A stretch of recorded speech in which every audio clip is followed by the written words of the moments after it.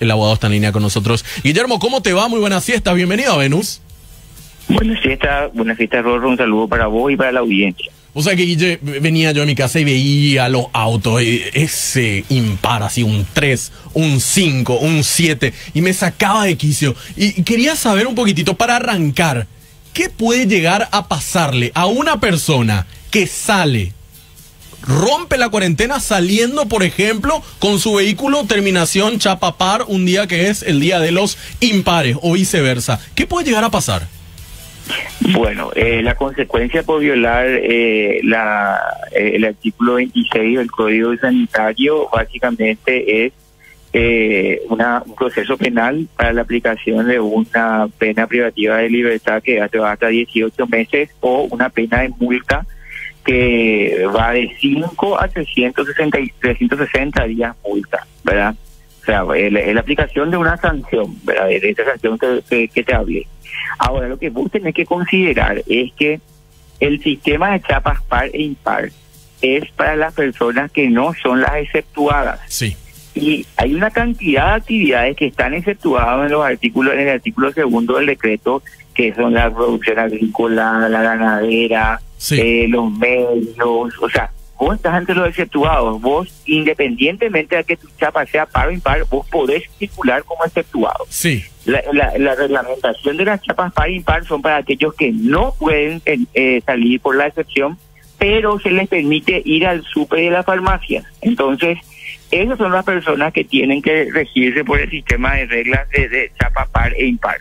Entonces, vamos a tener muchas chapas par o impar circulando todos los días, pero porque son personas exceptuadas dentro del propio decreto. Claro, queremos creer que sí, que son personas exceptuadas, que es gente responsable y que no es gente irresponsable que sale nomás a dar vuelta. Pero bueno, entonces son hasta 18 meses de privación de libertad o multa, y me dijiste una cantidad de días. ¿Eso en guaraní es más o menos de cuánta plata estamos hablando?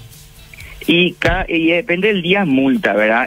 Nosotros habíamos tenido el cálculo que había hecho el ministro Euclides Acevedo, sí, que él hizo un cálculo que era entre 8 y 40 millones, pero yo no sé, porque él hizo un cálculo, creo que en base a la reglamentación anterior, que no era con días multa, ¿verdad?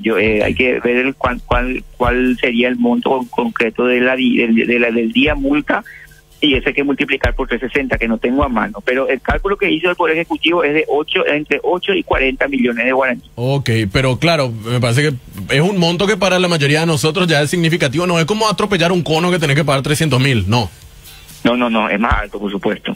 Okay. Y además de por la modalidad con la que uno pueda resistirse a los controles o a cumplir la cuarentena, puede incluso cometer otro hecho punible como el de resistencia, como lo que vimos que ocurrió con el intendente Pedro Juan Caballero, por ejemplo, en estos días, por las afirmaciones que se puede hablar o se puede suponer resistencia, y además de otros hechos punibles que pueden referirse como tráfico de influencias y demás. Ok, casi 3 cosas lo que hizo todo mal el intendente. Sí, o sea, con esas conductas violó varias normas penales. Ok, tremendo también lo que ocurrió en Pedro Juan Caballero. Bueno, eso por un lado, vehículo.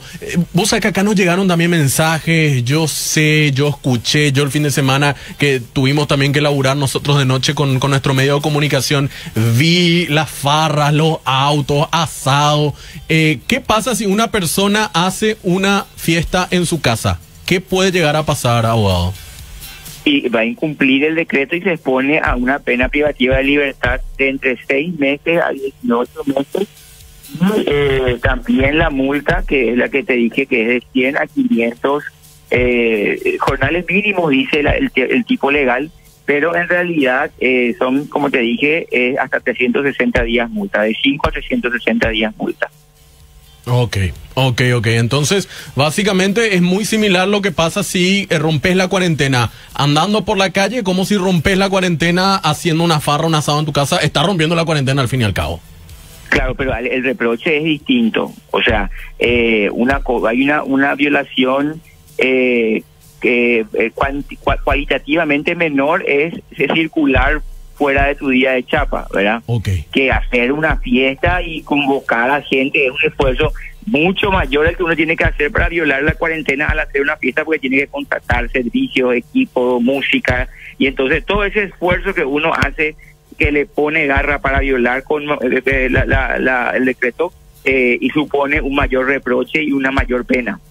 Ok, entonces para redondear, más o menos así, hablando mal y pronto como se suele decir, probablemente si vos rompes la cuarentena, ya sea moviéndote, movilizándote un día que no podés, que no tenés habilitado, que no son por las razones concretas o que no formás parte de las excepciones, o si haces algo en tu casa o te vas también hasta la casa de alguien para un encuentro, de igual manera estás rompiendo la cuarentena. Hablamos de más de un año de privación de libertad y sí, hablamos también de más de ponerle $1,000 en multa, ¿sí o sí?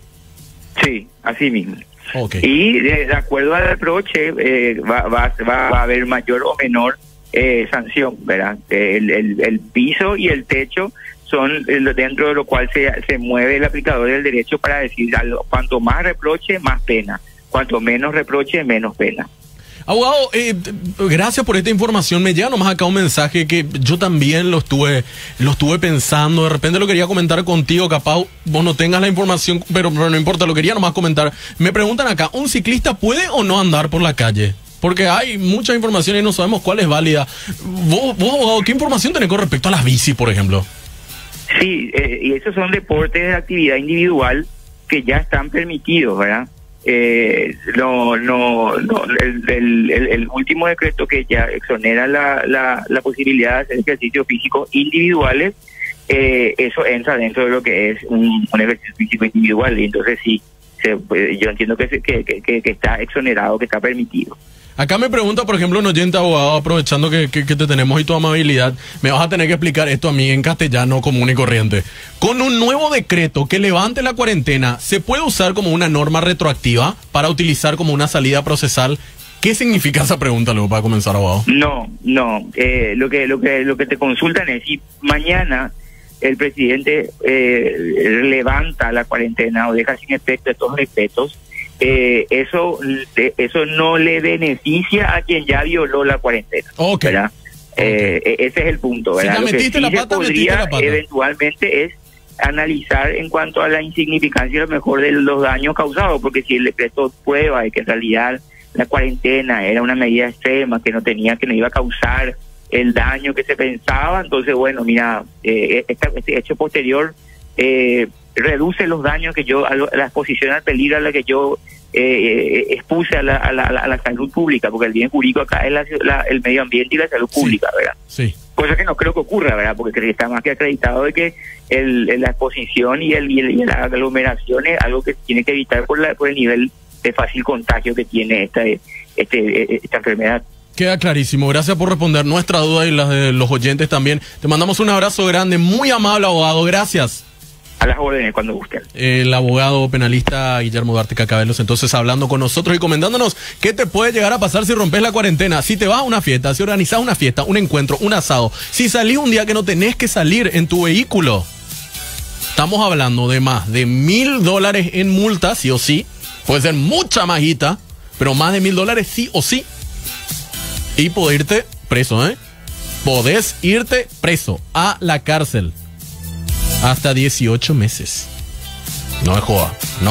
Así que bueno, aclarado entonces eso, ¿qué te puede llegar a pasar si rompes la cuarentena a una? Venus Media, siempre con vos.